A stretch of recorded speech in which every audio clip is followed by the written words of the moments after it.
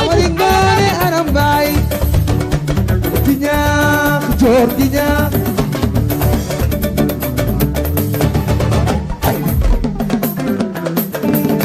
Amari Ngoone Aram. ginnaaw loolu bu mu amee nag gis nañu benn waay boo xamante ni mi ngi tuddee boppam activiste pour li may wax souvent rek ci Sénégal gis nga ndamu Sénégal la ñuy dégloonte xel te bañ di dégloonte xol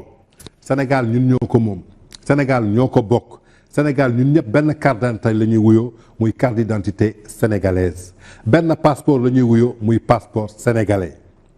ci biir loolu benn machine mooy tiré ñun ñëpp suñu passeport ku mën a yeewoo Sénégal benn machine moo koy tiré amul machine bi mooy tiré passeport u ministre amul machine bi mooy tiré passeport u député amul machine bi mooy tiré passeport u borom alal amul machine bi mooy tiré passeport u baadoola wala carte d'identité baadoola ñoo bokk Sénégal ñun sénégalais yi suñu yéenewul Sénégal jàmm kan mooy yéene Sénégal jàmm mais dafa am ñoo xamante ni ñi ngi ci biir Sénégal mais yéenewuñu Sénégal jàmm ndax am nañu benn soxoraay ak benn een ak xolu kiñaan ci kenn ki nga xamante ni yàlla moo ko tànnal boppam def ko njiitu réewu Sénégal muy président de la République Macky Sall comme ni ma ko waxee rek yàlla moo ko tànn def ko njiit te njiit boobu du luy sax lu mu ko abal la rek ndaxte président Senghor moo fi nekkoon 1960 ba 1981 yàlla bi dara teewul jël Abdou Diouf teg ko fi 1981 ba 1999 yàlla bi dara teewul jël maître Abdoulaye Wade teg ko fi 2000 ba 2012 yàlla bi dara teewul jël Macky Sall teg ko fi 2012 ba 2024 incha allah peuple bi ñooy choisir kon dañuy nangul ndogal suñu borom mais su demee ba jaam bu yeewoo ci suuf mu xam ne yàlla moo ko sàkk noyeem yàlla moo ko yor yàlla dogalam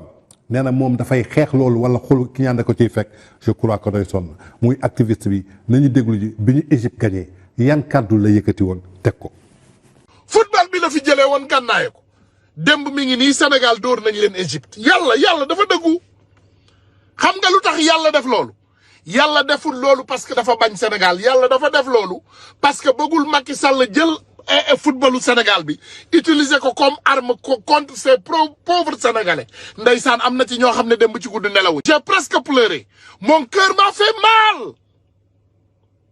waaye xam nga lan moo xew yàlla moo xam lu tax joxul Sénégal ndam parce que yàlla xam na ne bu joxee Sénégal ndam bandi bii da koy jël commencé waat def ay tournée ne voilà gagné naa voilà maa indi lii maa indi lale waaye gis nga bi Sénégal ñàkkee est-ce que dégg ngeen Macky Sall mu naan man maa yëkkati équipe bi déedéet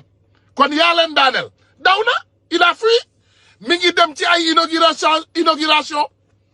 dellu na ci inauguration yi gars yi dëgg rek mooy dëgg ñun le président Ousmane Sonko moom la ñu gëm àdduna moom la ñu gëm tey moom la ñu gëm suba loolu kenn mënu ci dara. kon yaakaar naa ni ñoo déglandu vidéo boobu nga xamante ni kii di réclamer boppam doomu Sénégal la kii di réclamer boppam patriote la kii di réclamer boppam moom day xeexal Sénégal di juble Sénégal la jëm je crois que doomu Sénégal lay waxal jot na ngeen xam ñan ngeen di bàyyi xel ak ñan ngeen dul bàyyi xel nañu dégloonteeg xel te bañ a dégloonteeg xol nañu dégloonteeg xel te bañ a dégloonteeg parlo te suñuy far ñi far ci Sénégal Sénégal du Sénégalu Macky Sall yaakaar naa ni tey football bi su ñàkkee fukki million ak juróom-ñaari sénégalais yi fi yeewoo ñoom ñoo ñàkk du Macky Sall moo ñàkk tey jël na lépp bëgg ko féetaleel Macky Sall muy beneen système de manipulation beneen système d'intimidation mooy ni ma leen koy waxee chaque fois ñi ngi xool saa su ne naka la ñuy jaxasee askan bi ak kii di président Macky Sall nee nga yàlla du juum yàlla moo xañ Sénégal loolu nga wax nga bëgg ci lool kontaan ci lool waa mardi bi ñu génn bi Sénégal gagné Égypte Sénégal dem Qatar yàlla la dafa mere Sénégal dama lay laaj question rek comme da nga tàmm dugg ci sa biir oto di wax ay wax yu ñaaw di saaga je crois que dafa jot sénégalais yi xam yenn genre nit yi da ngeen di xool ki bëgg Sénégal d'abord bañ bëgg nit man su may bëgg Sénégal lay bëgg du ma bëgg benn politicien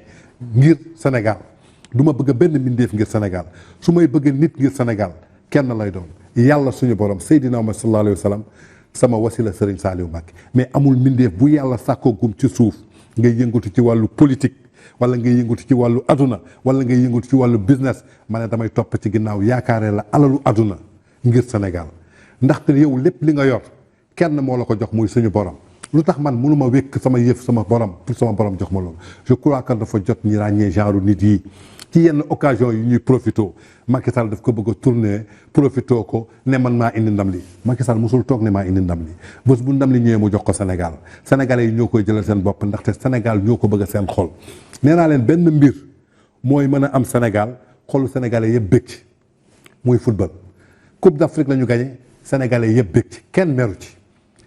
qualification coupe du monde lañ def sénégalais yëpp bëgg ci kenn meru ci nee naa leen benn leaderu politique wala benn partisan wala benn woykat bés boo àndeek moom ci lu mu gañe am na keneen kuy mer ndaxte am na ku àndul ak moom kon nañu jël Sénégal jiital ko suñu kanam bàyyi yenn kàddu yu ñuy yëkkati ndaxte nii je crois que dafa jot tey Sénégal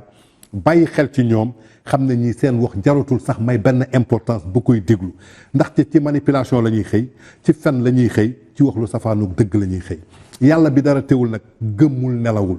ba mu ko waxee yàlla mu ne ko xaaral ma ba mardi ma won la safaan sa que li ngay wax gëmoo ko kon yaakaar naa ni yàlla moo ko weer kon Sénégal je crois que il est temps que ñu bàyyi xel ci lii ci biir loolu rek damay continuer indil leen tuuti ci koo xamante ni kii nga xamante ni moom moo doon wax lii ma bëgg leen xamal kooku moom mooy kan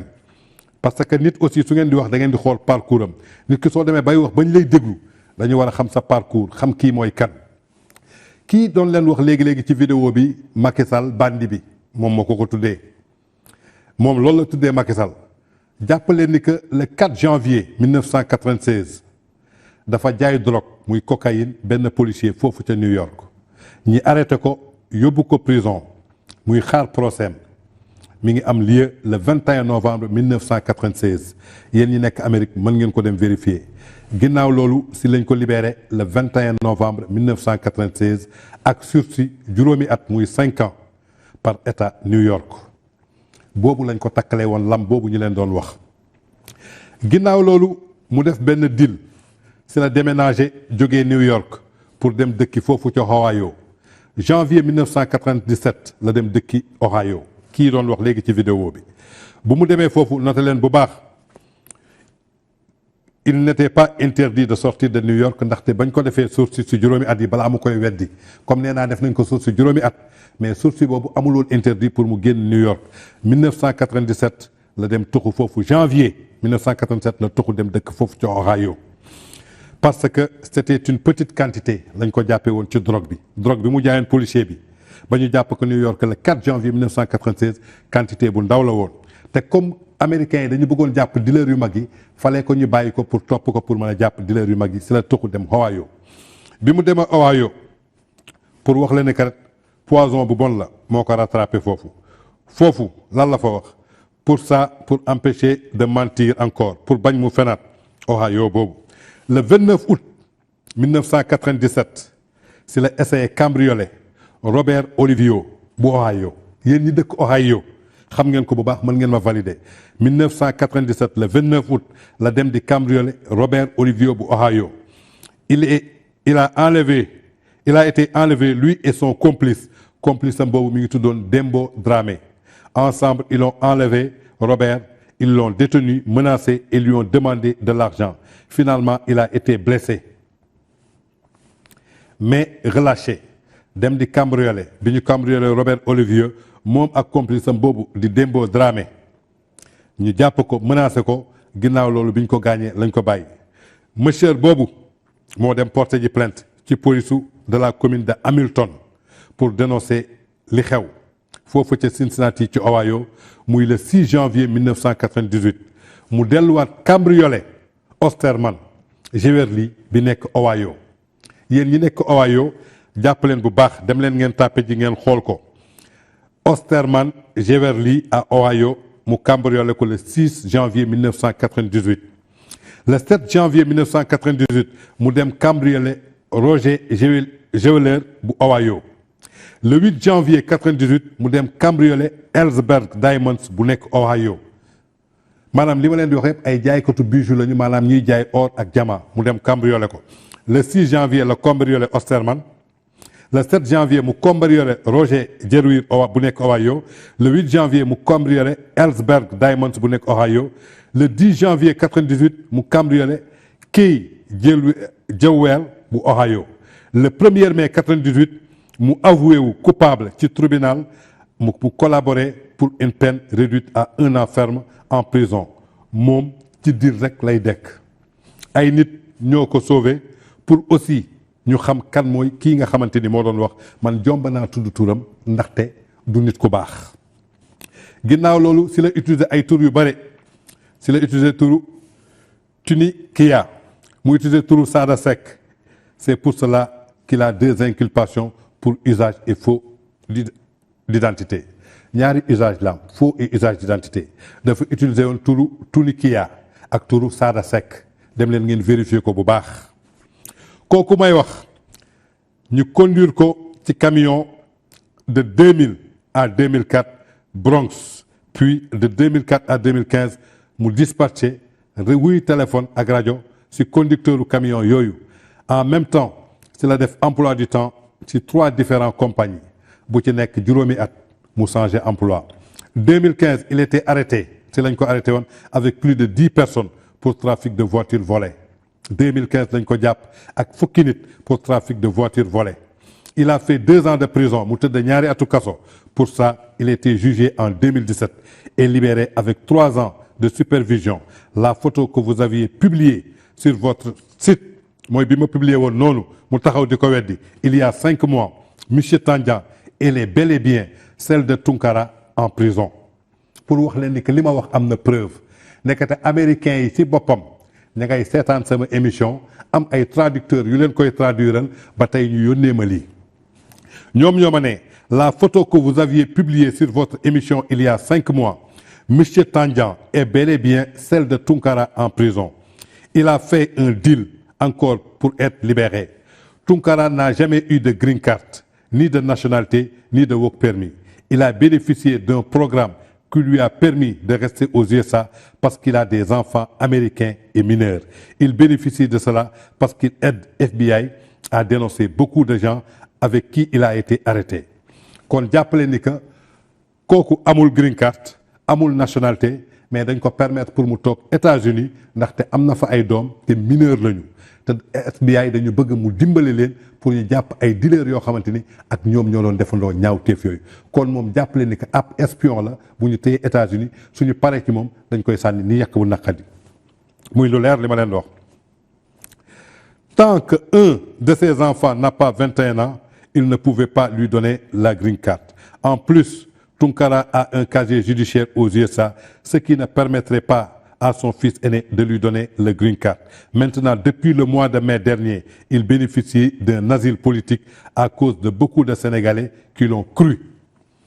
jàppale ni que depuis mai kii di Ousmane Tunkara am na asile politique ndax sénégalais yu bare yu ko gëm moo tax muy def live yi di yuuxu di saaga naan dañ ko menacé fii Sénégal parce que day défendre benn parti kon jàppale ni ko business am lay def ndaxte green card bi mënu ko am casier judiciaire am baaxul te doomam jooju foog mu am 21 ans ñaar fukki at ak benn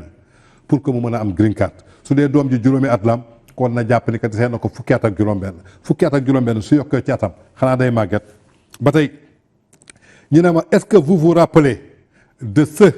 Pape Alé Niang avait dit le dossier était vide et lui faisait honte. Vous croyez que Macky Sall ne connaît pas les secrets de Ousmane Tounkara? Pourquoi il est resté aux USA et non pas Assane Diouf? Pourquoi le consulat de New York a signé pour rapatrier Assane Diouf et non Tounkara? Soit c'était une histoire montée du début à la fin ou un deal fait en prison. La justice américaine n'est pas à acheter. Elle est indépendante. Mais si l'autre partie amène des coupures de journaux, alors Tounkara va gagner évidemment. Bien sûr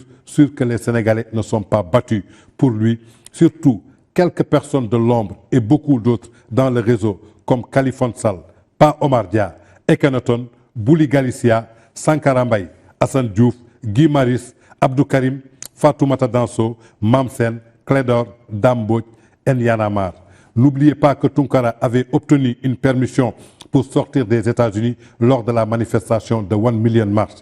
Est-ce que vous saviez qu'il avait contacté Marième Faye Sall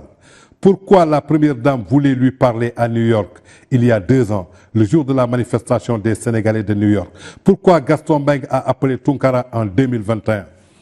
Vous vous rappelez des audios avec Kouramaki, les révélations de Fatoumata Ndiaye Fouta Tampi lors de sa dernière sortie sur Tounkara? Il a supposément dit si Macky Sall veut rapatrier quelqu'un, il le fait. Tounkara est proche de Sonko. Maintenant, il prétend le défendre. Il a commencé déjà, soi-disant, avertir les Sénégalais pour dire qu'il y a des gens de Pastef qui veulent du mal. Tout ça, c'est un jeu, car il sait qu'il y a des gens qui n'aiment pas ces jeux de mensonges. Il n'a pas d'argent, ni travail. Depuis sa libération en 2017, il n'est pas riche, il n'a pas de réseau. On l'entend dire « nous », mais c'est pour faire croire au Pastef que lui, il a beaucoup de gens derrière lui. Et cela n'est pas vrai. Il attaque tous les gens crédible et divise pour mieux régner. C'est un danger public. Pourquoi demander aux jeunes de sortir alors que Sonko a dit de ne pas l'accompagner? Il dit va sortir, on va se battre. Ok, il doit être à la tête des manifestations. Alors j'aime mon pays, le Sénégal. Et non, je ne suis pas partisan de Macky Sall,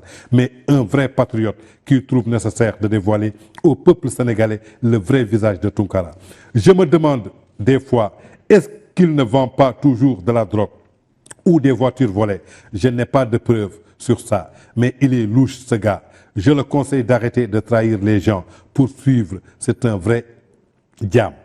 Vous croyez que s'il avait un business, il ne l'aurait pas montré? En plus, il est en live chaque jour, pendant des heures et des fois plusieurs fois par jour. Lu ñor mu wax, lu ñorul mu wax. Mais quand est-ce qu'il travaille? Nee na ban waxtu lay liggéey. Pour terminer, ses propos lors du premier match avec l'Égypte et même après la qualification des Lions, ses propos me dérangent grave. Il devait la fermer après la victoire. Wallahi, ku am jom dafa doon noppi. Rus, mais il se permet di wax ay doomu Casamance ñoo gagné. Ma ne Macky Sall woo Sonko woo Bart Khalifa ak suñu maam Wade moo si yam. Il ne faut pas mêler notre équipe nationale à des politiciens. Les Lions ont gagné et ils le méritent. Inch'Allah, je vous donne les preuves. muy kii nga xamante ni moo doon wax ci vidéo bi kon jàpp ngeen bañ ko dalee tëj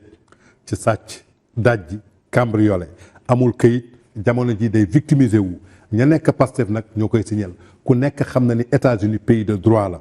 donc jamono ji asile politique la am donc li muy live nii yëpp ab business la koy defee pour yuuxu jël vidéo yi won ko américains yi naan dañ koy menacer wala dañ koy saaga wala dañ koy xoxotal. Je crois que ñi am xel lay waxal bàyyi leen xel ci kii jaratul sax jël benn minute di ko déglu ci ay waxam ndaxte sooy déglu ni da ngay déglu objectif muy li leen indiloon ci après match Sénégal ak li leen découvrir ci kii nga xamante ni mooy def live suba ngoon.